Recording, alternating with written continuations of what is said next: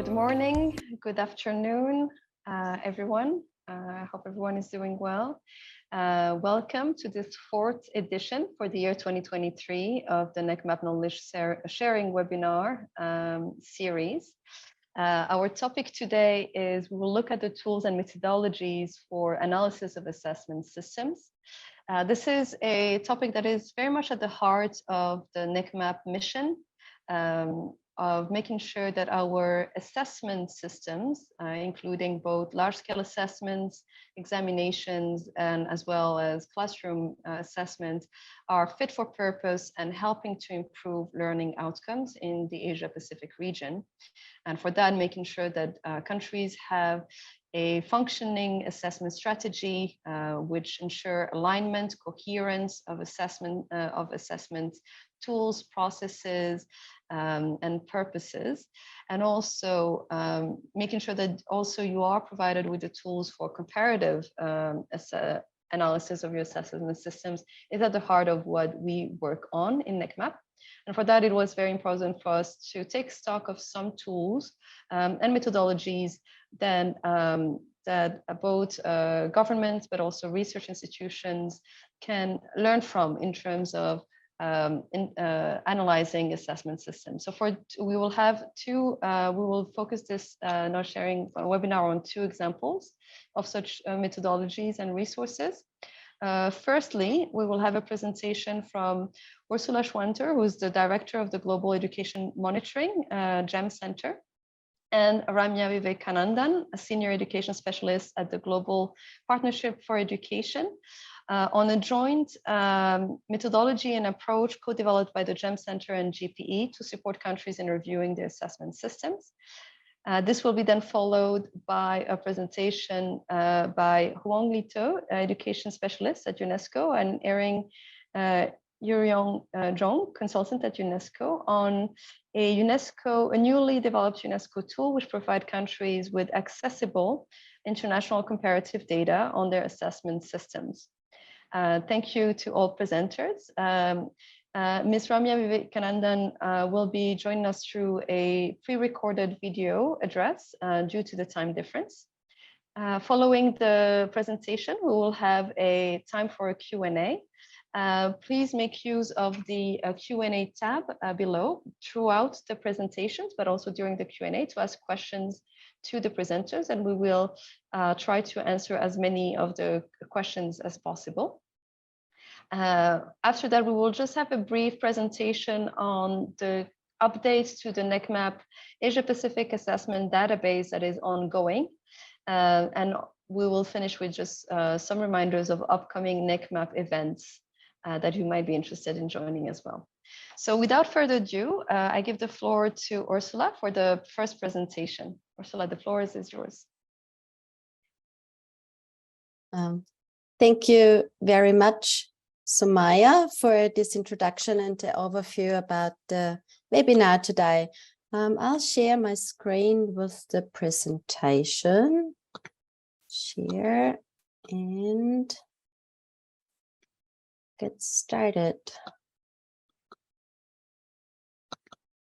Okay, this is not working yet. Now it is. Soumaya, could you let me know if you can see the presentation? Yes. Well? Yeah, we can see it very well. Thank you. Okay, great.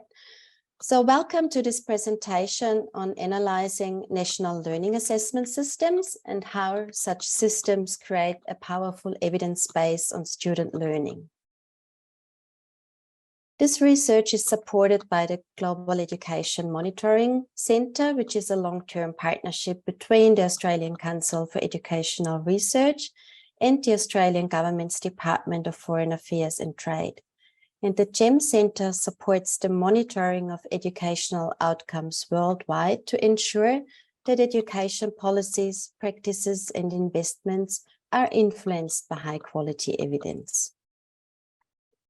So why are national learning assessment systems important? We know from a range of educational assessments that student learning levels vary greatly within any year of schooling. And this figure here is just one example that shows the distribution of students' reading proficiency levels in years 3, 5, 7, and 9, based on the National Assessment Programme for Literacy and Numeracy in Australia. And so you can see here that some students in Year 3 are already reading at the level of an average Year 7 student, but also some students in Year 9 are still reading at the level of an average Year 5 student. So this variation of learning levels really shows how important it is to assess individual students' learning to target teaching at the right level. It also shows the importance of monitoring learning levels of student cohorts over time and as they progress through the education system. So in summary, what is needed is a comprehensive evidence base on student learning, growth, and trends. To obtain such a powerful evidence base on student learning, a range of assessment approaches are useful. You're all familiar with national and international large-scale assessments, for example, PISA, PIRLS, TIMSS, PILSNR, ASEA, PLM are common examples of international or regional large-scale assessments, and their main purpose is monitoring the performance of the education system, basically through collecting data on performance indicators, so learning outcomes in key domains, but also context indicators about important factors that are associated with learning outcomes, and trend indicators that enable to view and monitor changes in performance and context indicators over time between grades and subpopulations, for example. Ideally, large-scale assessments, be it national or international or regional, also enable monitoring countries' progress towards achieving the United Nations Sustainable Development Goal 4 in education, and its primary indicator about the proportion of children at 3 stages of schooling that achieve at least a minimum proficiency in reading and mathematics.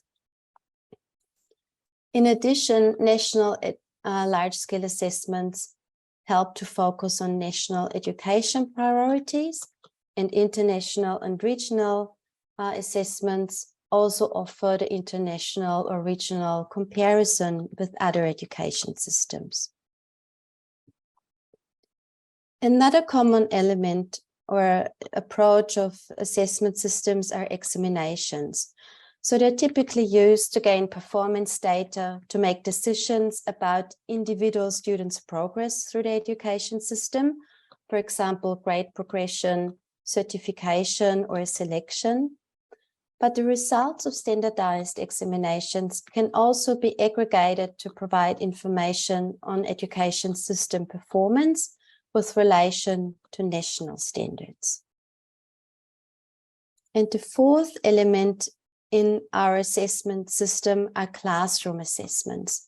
So these really aim to gain diagnostic information on individual students' learning for continuous improvement and to guide next steps in the learning process. There can be a wide range of classroom assessment practices within a country, and so ideally these are guided by national or other forms of guidelines. Classroom assessments can also be standardized, and in this case, the data can be aggregated at the school level or even at the system level to provide additional information for monitoring. In a comprehensive assessment system, these different assessment approaches are integrated with the contexts and other elements of the education system to provide this powerful evidence base for policy and practice. So this figure here shows the model of an assessment system for the analysis of national learning assessment systems, or ANLAS for short, which is an initiative by the Global Partnership for Education.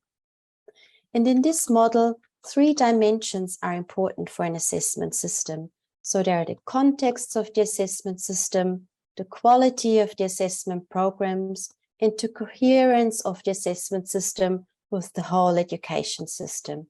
And I will just briefly speak to each of these elements of the assessment system. So with the context of the assessment system, we are looking into whether the assessment system is guided by legislation or policy, if there are well-established institutional arrangements with clear governance structures, if the government provides sufficient but also stable funding for the assessment system, and if the government demonstrates leadership and political will in support of these assessment systems. With quality of assessment programs for large-scale assessments and examinations, the focus is more on technical aspects such as assessment instrument development, the implementation, standardization of the implementation, and the quality of the analysis and the reporting.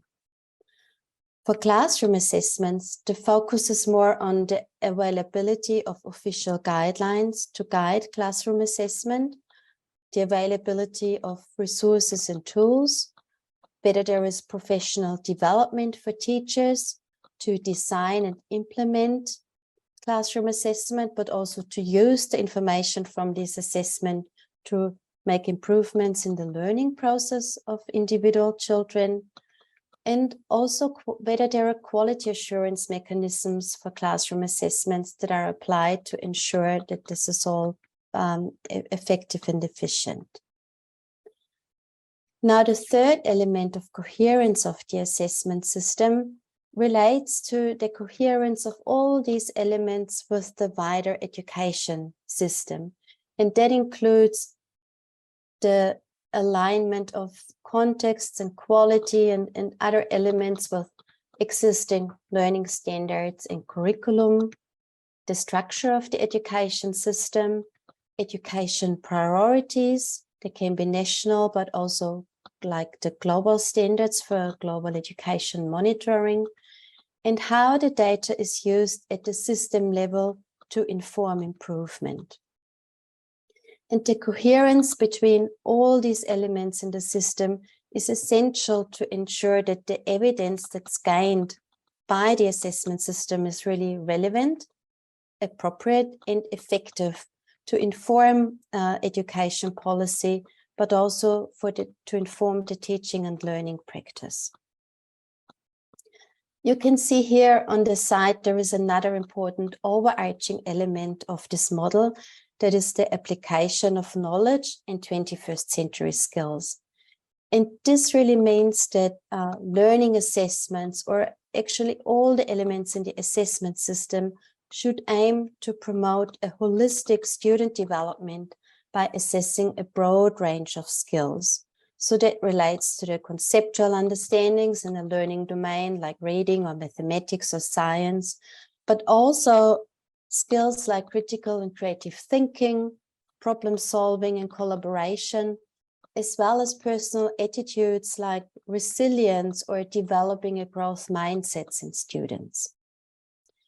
And the quality of the whole assessment system in this model is determined by the quality of each of the single elements within the system, as well as their combined quality and linkages and interactions between them.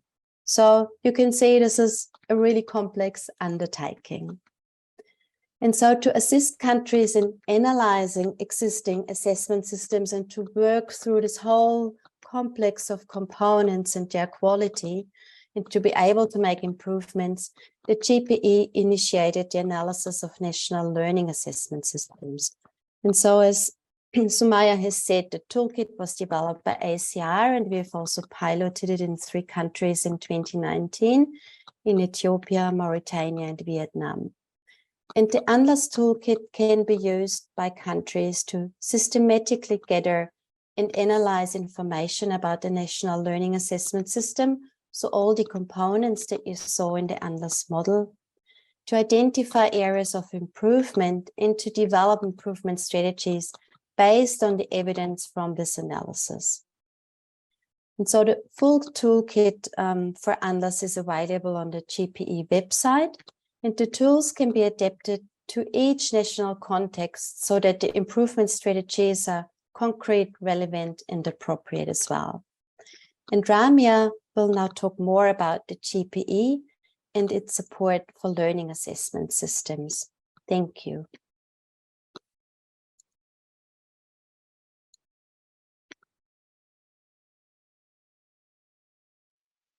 Thank you so much to Ursula for that great presentation.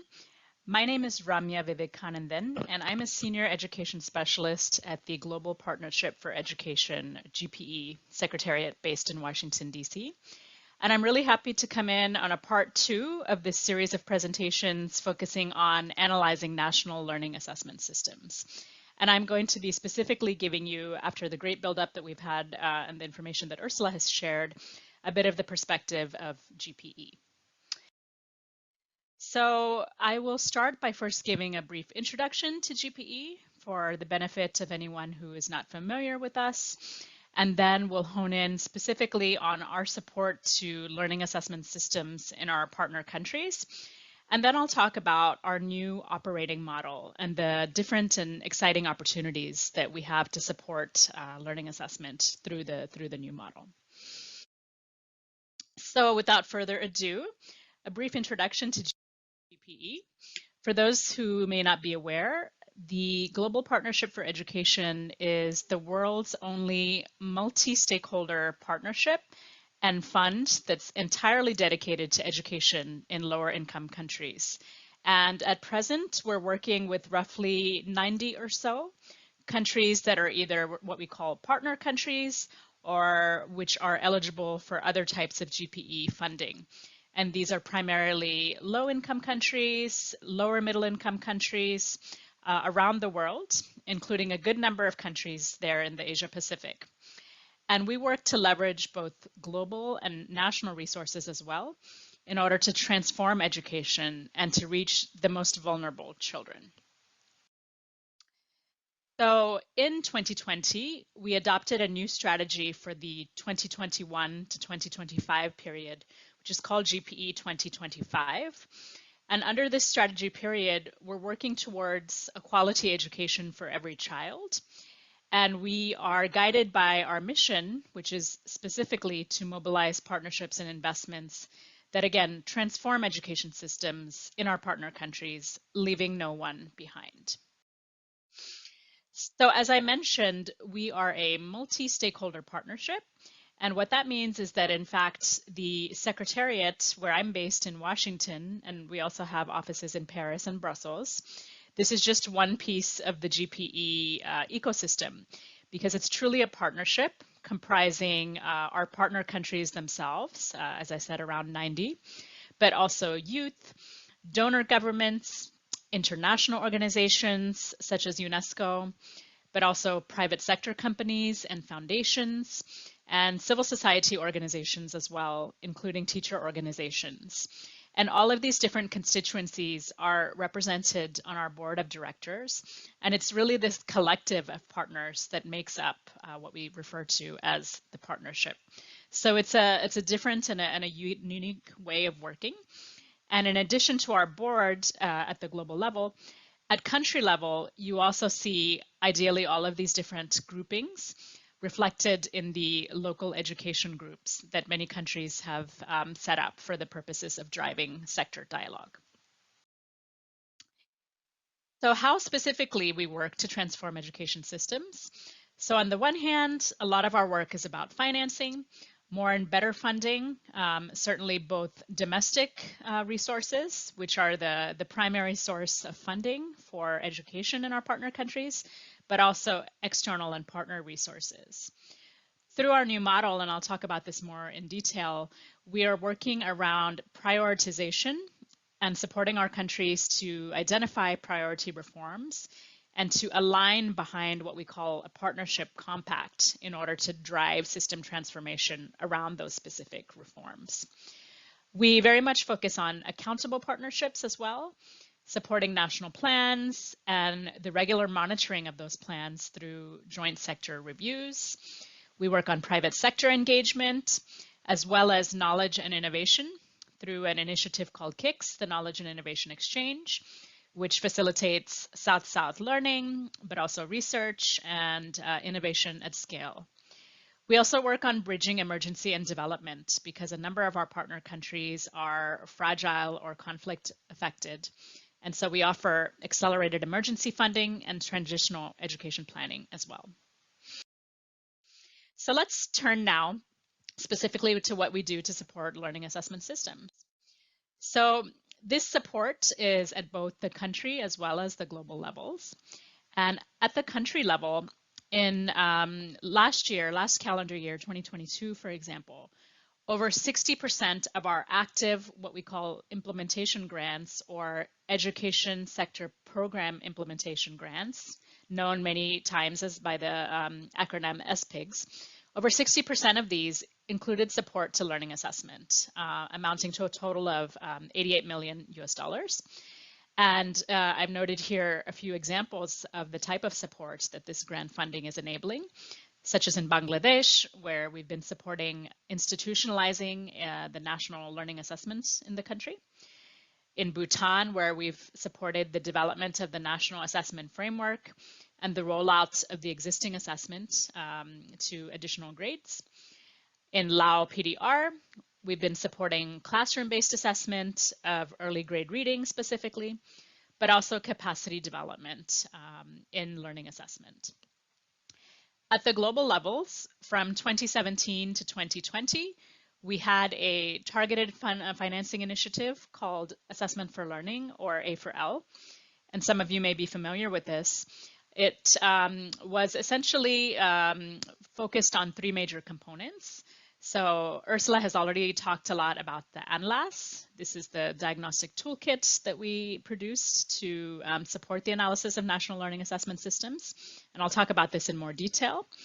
But we also provided support to regional assessment networks, notably NEQMAP, of course, but also Talent to enable capacity development, research, and knowledge sharing.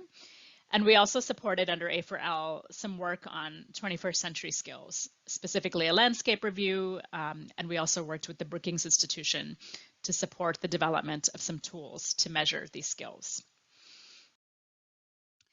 So doing a bit of a deep dive now specifically on ANLAS, we've heard already about the framework and the overall components from Ursula, but I wanted to share some additional information just about the process.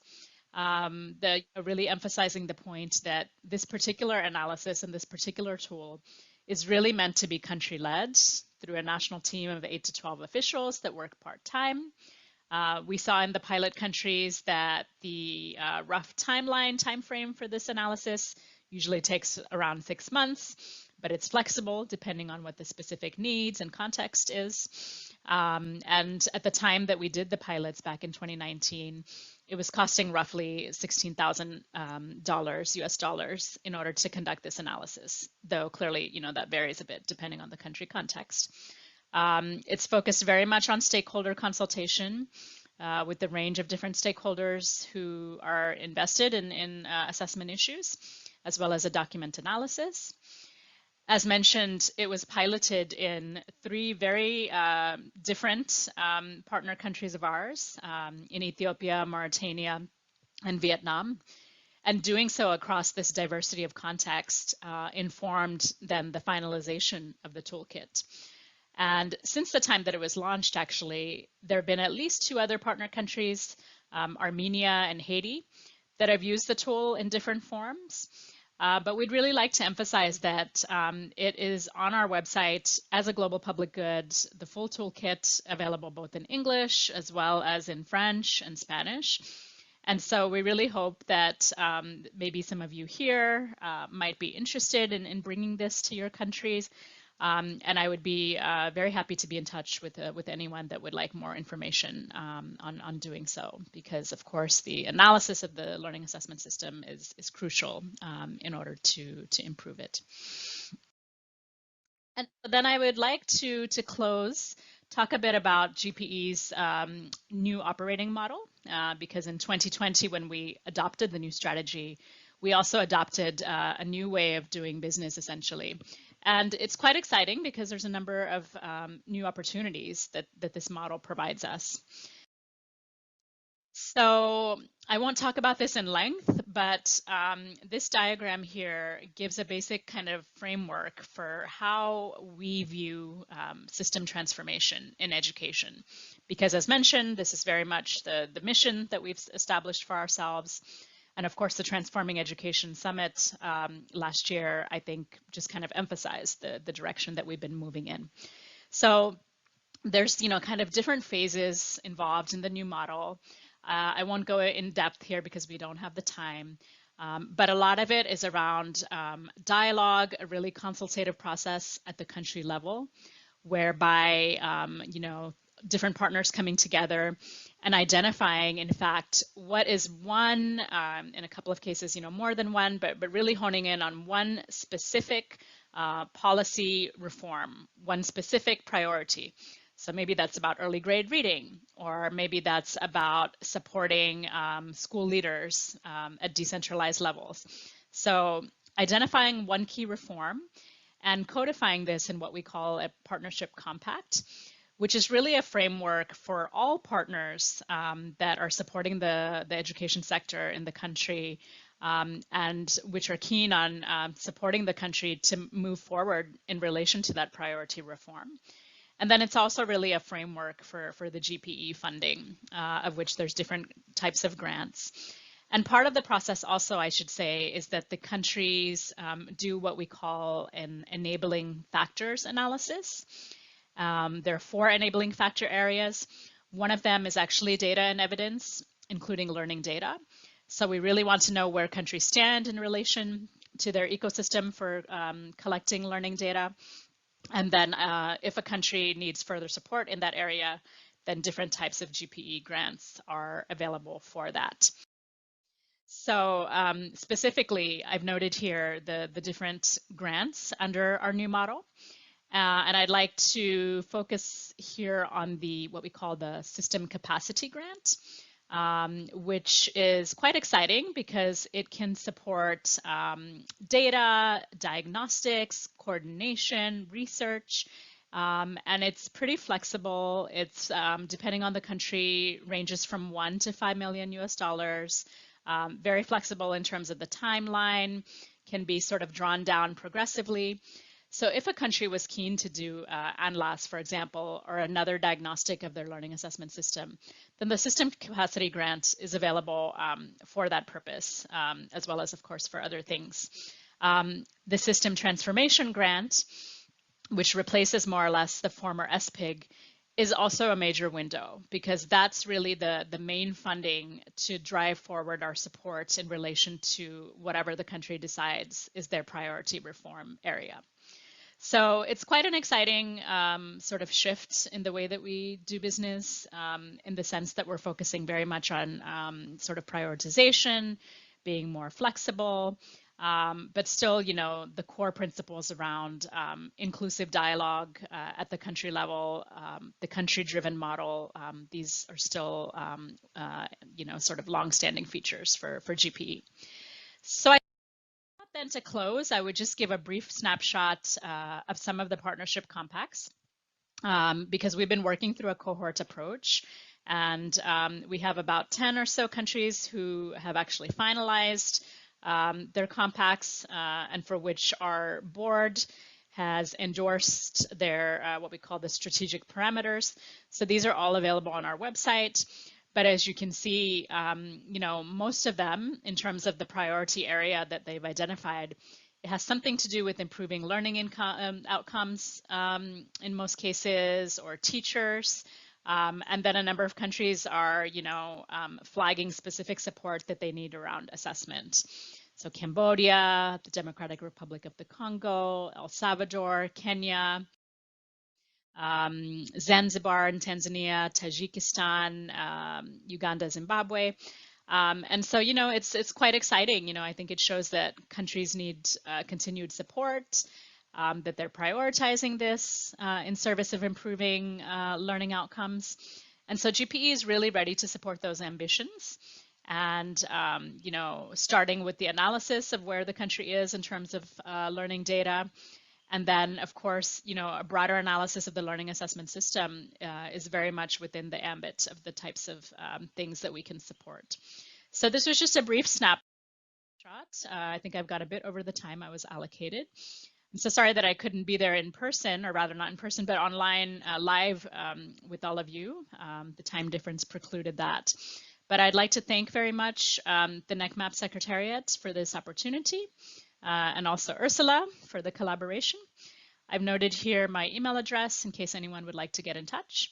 And thank you very much.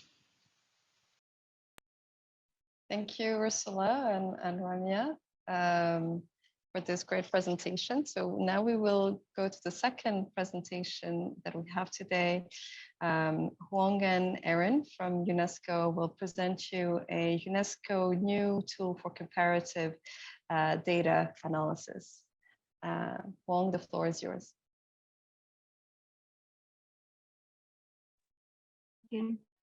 Thank you, Soumaya. Hello, everyone. My name is Huong. I'm a program specialist here at the section of education policy at UNESCO based in Paris. And in the presentation, which I will jointly present to you with my colleagues, Erin, who's sitting next to me, then we talk about the a new tool for data analysis and visualization using learning assessment data. Share the screen. So we're gonna put up the PowerPoint, the slide, and I would like to share with you. Okay, here we go. Next slide, please. So here in this presentation, I'm gonna cover three main contents. Why the first part is about the rationale, why we developed this tool. Then we talk about or we will present to you the learning assessment data dashboards. And lastly, we will present to you some practical cases for use, leveraging the learning assessment data dashboards that we've already developed. Next, please. Next slide. Okay. Yeah. Okay. So here, why we develop these data dashboards or these data dashboards? We all know that the learning outcomes have not kept pace with the expansion of education, and here the issues or the challenges are that the scale, we don't know about the scale and the characteristics of the learning deficit in many cases due to the lack of systematic mechanisms and processes for the collection, analysis, and use of learning data or student learning data. So I don't have to say much about the importance of learning assessment data because it provides insights and evidence on how much, when, where students learn. Basically, it provides us with everything that we want to know about what and how, or how much students have learned, which is critical for our understanding, but also for monitoring and improving their learning outcomes. But the challenges exist. Next. Okay, so here there are many challenges in interpreting and using learning assessment data, which we can summarize in three cluster or three main groups of challenges. The first is about data availability, because as you all know, not all countries have participated in large-scale learning assessment. I mean, except from national learning assessment, but here I'm talking about the regional or international large-scale learning assessment, because that sort of data provides us with the comparable or internationally comparable data that allow us to do the comparisons. The second cluster of challenges related to the political consideration, related to the access or dissemination of the findings of the results from learning assessment, because these data or the findings in most cases are sensitive, and in many cases the findings are not disseminated widely.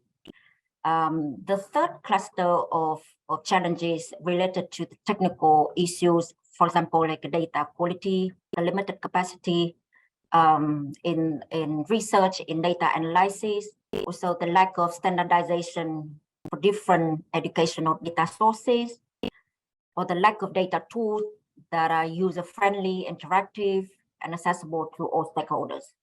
Next, please. So this is our response.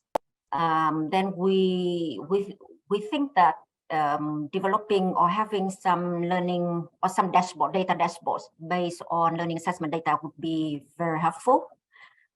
What it is that it's a tool that provides user-friendly and intuitive data visualization dashboards to support first comparative analysis or understanding of country efforts in collecting, analyzing, and using learning assessment data. Second, it supports the design and prioritization of interventions and also peer learning across education systems. Here, the data dashboards can provide, or it is all-in-one data visualization of international and regional large-scale learning assessment. It provides the global trends and patterns in student learning achievements and related factors affecting their learning. And importantly, it provides insights and evidence for actions, because we see in many cases that learning assessment data is there, or countries have made an investment in collecting the data, but due to some reasons, then the data is not properly analyzed, or even if it is analyzed, then the results or the findings, the evidence are not used properly, meant to improve student learning. Next slide, please. Okay, then here I would like to give you a kind of overview of learning assessment data dashboards that we developed. We just started the project in November last year, and we used the 12 international and regional large-scale learning assessment that are available. Basically, it's all large-scale learning assessment data that's available so far. The data is collected from the large-scale learning assessment hosting organizations, government websites, and also in some cases we use or we do the extra search, like literature review, to double check, I mean, the data source. In terms of access, it is open data for the public. The format of the data that is presented is numerical, categorical, time series, and also it includes the text data. The incentive behind for us to do this exercise or to develop this tool is to improve the productivity through the centralized data access and boosted efficiency through integrated data visualization.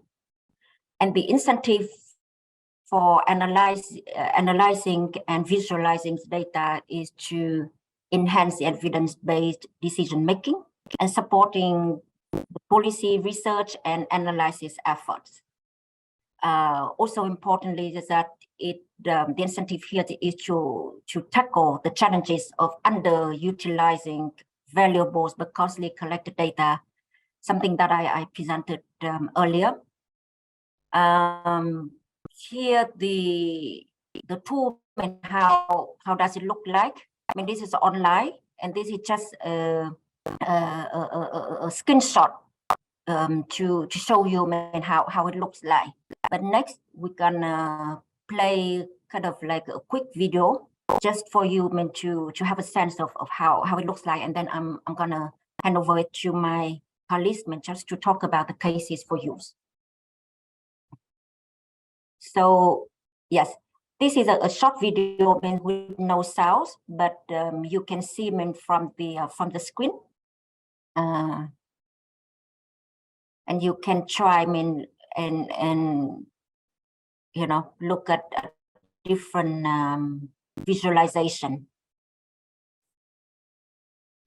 So for example, like this dashboard, it is categorized by level of education, by subject of assessment. So you can, yeah, here the last slide, oh no, dashboard. Then is a summary of all large-scale learning assessments. Yeah, due to constraint of time, then I would invite my colleagues to continue with the cases for use, but here basically to leverage the to leverage the learning assessment data dashboard. Then we it supports, it can support the country efforts, I mean capacity development efforts. It can be used for peer learning, and from outside, I mean, UNESCO is a global public goods. I mean that enforcement, the contribution to that, because you know we develop it meant for the use of countries. Next, please. And here for the cases for use, as I mentioned earlier, it helps enhance the data-driven decision-making by providing the insights on student learning, allowing stakeholders to identify the areas for improvement. It is a response to spontaneous request for evidence. Just imagine, for example, if you are sitting at the or in a meeting convened by your ministers, and your minister asks for some evidence, like see how students in other countries are performing in reading or in math or in science, then quickly, you know, if you look at the dashboards, then you can find, I mean, not only the information, the data from your own countries, but also you can find it from I mean the data meant for other countries. The tool is a tool that can help to communicate about student learning, and I mean the tool for communicating that evidence among the stakeholders. So I stop here and would like to introduce my colleague Erin, I mean, who will present some of the cases for use of the data dashboards. Thank you, Huong, and my name.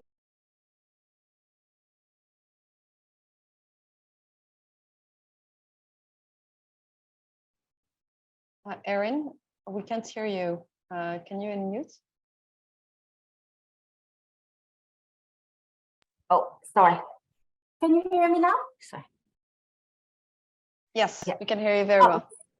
So I'm excited to share with you some examples of how we have utilized the learning assessment data and dashboards.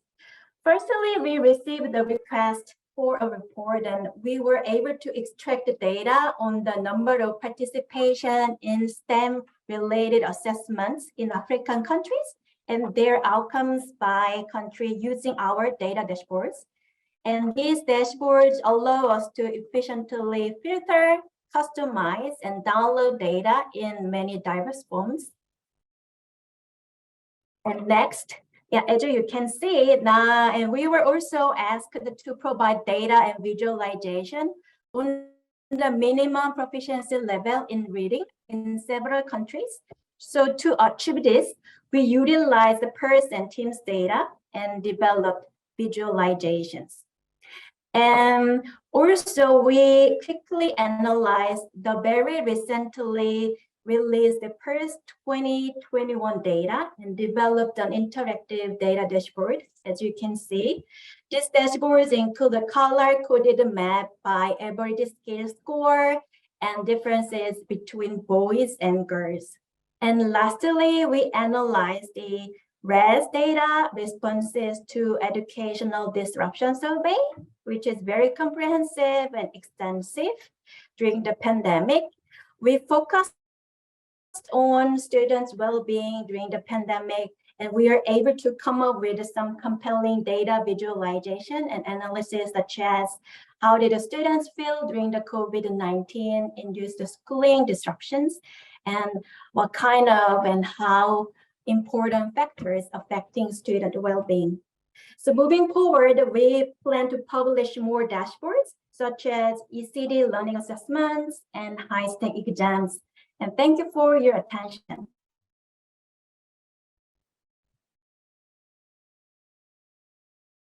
Thank you very much, Huong and Erin, and as well as Ursula and Ramya, for the presentations. Very interesting, and it hopefully gives our participants like an idea of some of the tools that are available publicly for analyzing your education system, be it by doing an inside evaluation of inner coherence and alignment within your system, but also through the tool developed by UNESCO to be able to compare your assessment system, and in this case, the large-scale assessments that you use with other countries of similar background.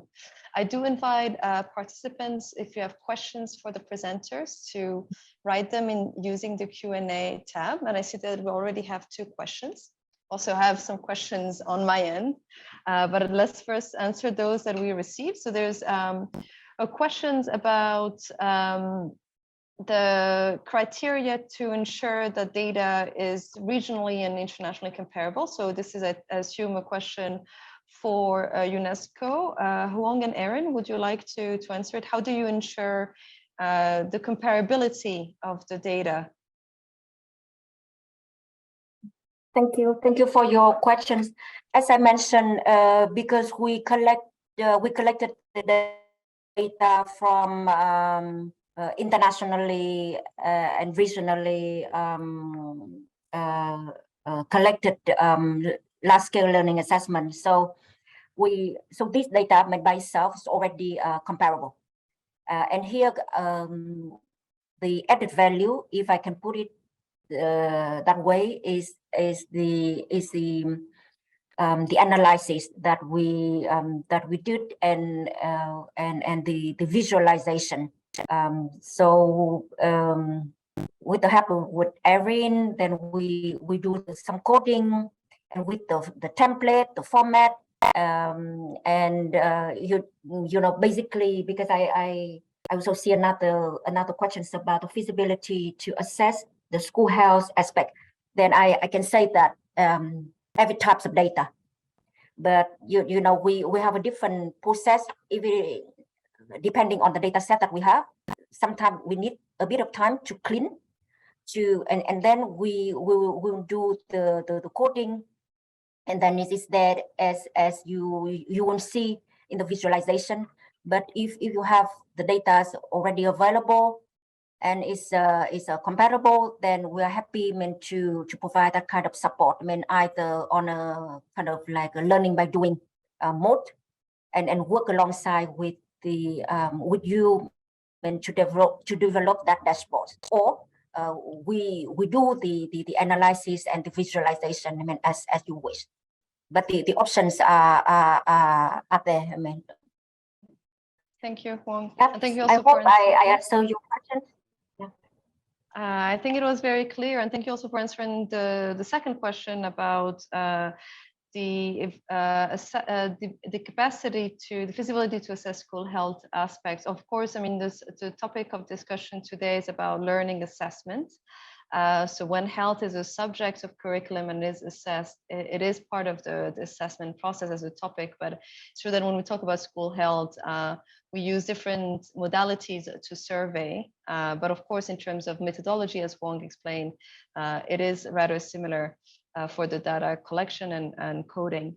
I just wanted to also say, Erin was mentioning that an upcoming improvement for the dashboard will be to include examination systems. And of course, for examination systems here in NEQMAP, for instance, we do rely quite a bit on countries and country membership to ensure that the coding of the data and the validity and of the data that we collect on examination is indeed valid and comparable.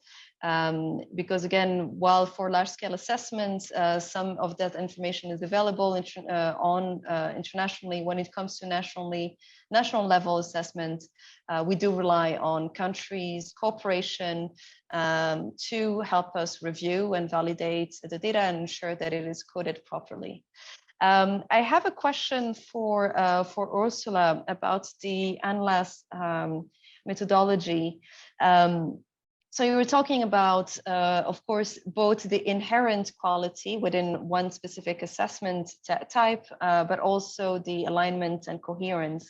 One, as you know, like one of the key issues that many countries in Asia Pacific face, but also beyond Asia Pacific, is really the tension sometimes that exists between different assessment purposes.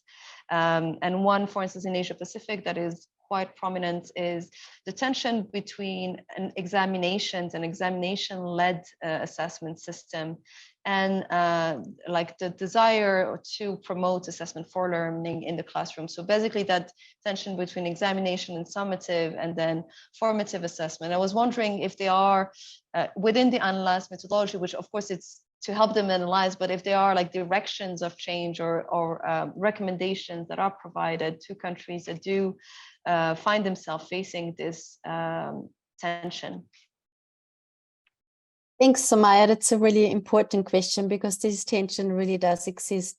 I mean, from the perspective of ANLAS, it really would be the outcome of undertaking the analysis to see what are the best assessment approaches to respond to the country's needs and interests. So, for example, if the country is really interested in or needs data for continuous system monitoring and also be able to, you know, look deeper into the factors that are associated with learning outcomes and to really monitor, you know, the development of learning progress over time, then we'd probably look more into establishing a national assessment program or participating in an international or regional assessment, because examinations really do have a very narrow focus, and often it is really to, you know, to certificate or to be able to select students as they move through the education system. So they do have a completely different purpose. But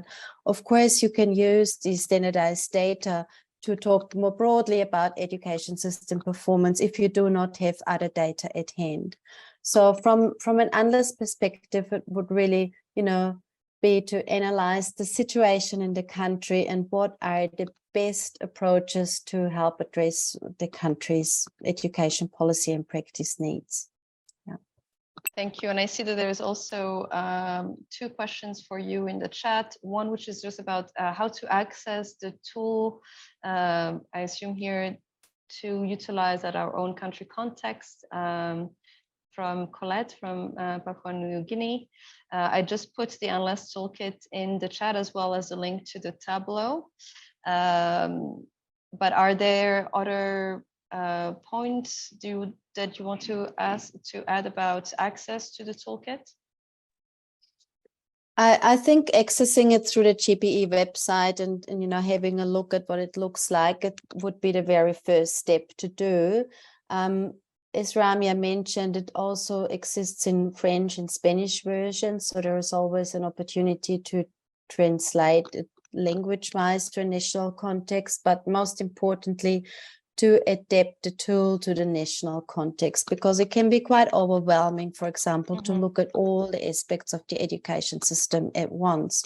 So countries might just choose to look at two or some of the elements that are included, for example, so that it can really be focused on the country's needs. And I think reaching out to GPE or to us at ACR is also, you know, a valuable approach, because we can always provide advice on using and adapting the tool and being able to support countries in implementing it. And I think that relates to the next question as well, about how UNLAS is associated with the system capacity grant and system transformation grant. So I think I would need Ramya here to respond more clearly to these questions. But in general, I understand that if improvements of the learning assessment system are part of the development of a country that's, you know, funded through a grant from the GPE, then the analysis could be funded along the way, or it would be one step in the whole process of making improvements under and for accessing these specific grants. Thank you. And of course, we will also, the question is from Huhua, we will make sure that it is also communicated to Ramya if there's any additional points that the GPE would like to add. My understanding is that it is a public tool, but it can also be used within the GPE processes for grants. And I just wanted to add another thing about the use of the Analyze toolkit, but as well as the dashboard is, of course, I mean, there is a thing about contextualization, as you said, and maybe countries would like to look at aspects of the Analyze toolkit.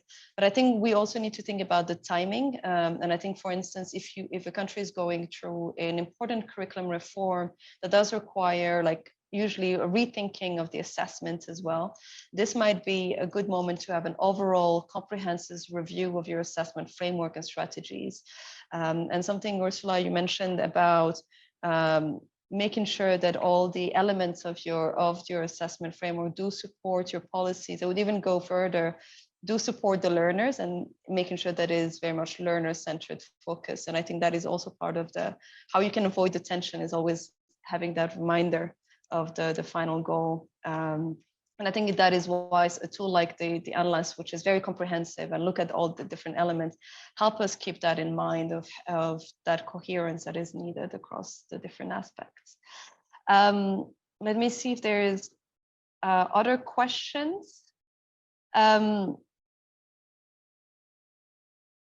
do not see additional questions for here, but maybe Huong and Erin, could you just, for teasing, just say some of the analysis that UNESCO is thinking about in terms of utilizing the data, the comparative data on large-scale assessments and within the dashboard. What are some of, for instance, like key questions around assessment that such a dashboard could give answers to, that both like UNESCO is interested in, but maybe can inspire colleagues from research institutions and governments in NEQMAP as well?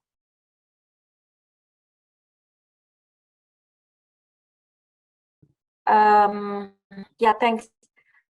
As Erin mentioned or provided you with some of the examples of the uses here, mostly what we've been using so far is is to provide a kind of global picture of trends. So recently we were asked to provide like a picture of minimum proficiency level for the G20 countries and those countries that were invited to that meeting. So that's why we use the data, basically that the database is where we have like only one place, and we extracted the data and adapt or tailor make the visualization, for that report. So this is one case, and as I said, and like I mentioned, I see the advantages of this data dashboards or visualization is for comparative analysis. So you when you see the different education system, or how students in different countries are performing in readings, in math, in science, etc. So you have that sort of comparative analysis. Also, as you know, with polls 2021, the latest polls results were released just 3 weeks ago, I think. Yeah, 3 weeks ago. So we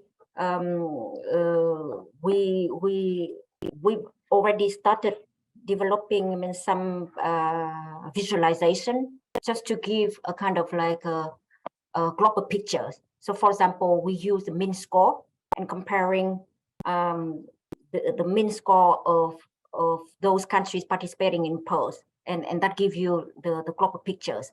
Or when we compare the benchmark, because there are 4 benchmarks in polls, right? Like the low benchmark, the mid, the medium, the advanced. So basically 4 levels. So yeah, we also developed a dashboard for that, and with the visuals and to help people or the user, the data user, I mean, to understand, I mean, the trends. So these are just some examples, but I would say, I mean, the cases for use are enormous. Like I said, like if you receive a request from your minister or somebody else, I mean, who's interested, or who want to like to understand, or who like how students are doing or performing over times, or more or in one like assessment, then we can do that. So the options are many and diverse, and we can tailor make the visualization, I mean, for the country need. Thank you very much. Just to say to Huong Tenzin, if you want to ask a question, you can ask it actually in the Q&A tab where you just typed, and we would answer it. And also to say that, of course, the PowerPoints will be shared with the participants, as well as the recording of these presentations for those that have not been able to attend. Will be shared, and they would be available on the NEQMAP website. I may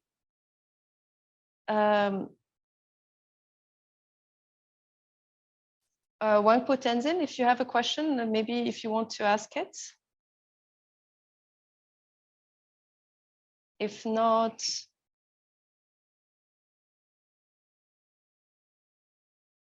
yes, one last question. Yes, the dashboard at the moment is only for large-scale assessments, and my understanding is in the coming, the next update will be to include examinations.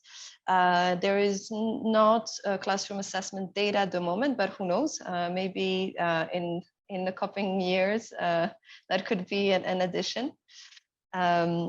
Absolutely. Right, Huong? Am I correct on that? That's the next. Definitely.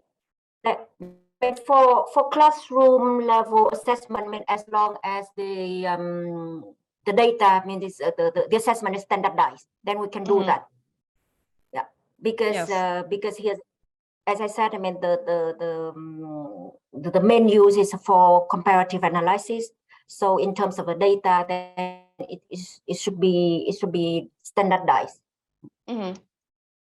Absolutely, it does. I mean, the project just started, so of course, the less standardized, the more coding and discussion with countries is required to make sure that that it's comparative. So maybe in a subsequent edition. let me just check if we have a final question. I don't see any, so we will now close the Q&A session. Thank you very much to all the presenters. Thank you, Huong. Thank you, Erin.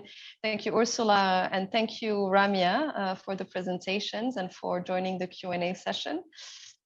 Before closing, I would like to just give an update about the current work of NEQMAP to update our NEQMAP Asia Pacific Assessment Database. And that relates to what Huong also just presented about the dashboard. And I will explain a little bit more about that. Next slide. Sorry. So the NEQMAP Asia Pacific Assessment Database started a couple of years ago with a desire from our network to map the practices and policies related to large-scale assessment in Asia Pacific. In here, in terms of large-scale assessment, we looked at both national, international, and regional assessments that are used in the region, but also we collected information about standardized examinations. This led to a publication in 2020 called Large-Scale Learning Assessments in Asia Pacific. We will put the link in the chat in a little bit. And so after this first edition where we produced the data, now a couple of years ago, we would like to make sure that we keep this data alive and updated in the form of a database that would be available publicly on the NEQMAP website for all in the region who wish to look at and compare their national assessments with what others in the region do and what are the regional practices. Next slide, please. This is part of the NEQMAP mandate to inform regional comparative analysis by our members and beyond. So the data will be publicly available for anyone who wants to use this data. For instance, if a country or a partner organization is taking on the analysis of their assessment system, for instance, using ANLAS, they could also look at the database to see how other countries are doing and what are the practices in other countries related to assessment. It is also a useful tool to inform our own activities and plan, for instance, plan research ideas, case studies, but also identify where capacity building might be needed. And it's also, as I said, the public knowledge good for everyone in the region. Next slide. So how is the update process going? So first of all, we did the first update by the Secretariat using desk research, where we compared the data that was collected in the period 2015 to 2020 and updated it with available data. And we are now contacting focal points from all our countries' members to have a second and more thorough review of their national data and ensure that it is available. So this is ongoing. We received so far some answers, but we are still missing some. And the next steps will be, once that is done, we would finalize the database and made it available. We have so far received updates, answers from 6 countries, as you can see on the slide, but we're still missing from quite a bit of countries. So please, if you have, if you are a NEQMAP focal point or a NEQMAP member in one of these countries, and you haven't been contacted or you haven't so far done the review, please do so. And if you need further information on how you can support this process, you can contact the NEQMAP Secretariat at neqmap@unesco.org. Ultimately, once we have the data finalized, we will be able to also use the UNESCO tool, the UNESCO dashboard, to create an Asia-Pacific data visualization so that you can have more digestible, easily understood view of the assessments in Asia-Pacific. So that is all in terms of updates from NEQMAP, and stay tuned on this. And before we close, I would like to just give some updates about upcoming NEQMAP events. We will have So first of all, a NEQMAP member, so Dr. Claire Suklar and Dr. Ian and Theo from ACR will be presenting at the upcoming Education Policy and Innovation Conference, EPIC, on consideration for the integration of 21st century skills in education systems globally on June 6th. This builds on some of the work done with NEQMAP in terms of capacity building and research in the past few years. So please do join this meeting if you're interested in the topic and if you want to see the follow-up to the work that was done on this by the network. And we will be organizing 2 upcoming knowledge sharing webinars. The first one on June 14th will be a presentation by Dr. Dirk Hasted, who's the Executive Director of the International Association for Evaluation of Educational Achievements, IEA, on the newly released PEARLS 2021 results and insights for the region. This will be on June 14th at 3:30 p.m. Bangkok time. You have the registration link in the information of the registration link is in the chat. And I think you probably also received it yesterday in your email box. If you haven't, again, and you're interested, you can also write to our NEQMAP Secretariat. And we will also have, again, in the month of June, a presentation of 4 case studies on assessment for learning, supporting schools and teachers' use of assessment to inform learning of all students. This will be a presentation of the topical case studies from Australia, Bhutan, India, and Pakistan. The date is yet to be confirmed, but it will be in the second half of June. So stay tuned for that. Again, I would like to warmly thank our presenters, Ursula, Huong, Erin, and Ramya, for their great presentation and sharing with us these tools and methodologies, which again are publicly available and can be used to support improving our assessment systems. And thank you to all the participants for joining us this afternoon. Have a good afternoon. Goodbye.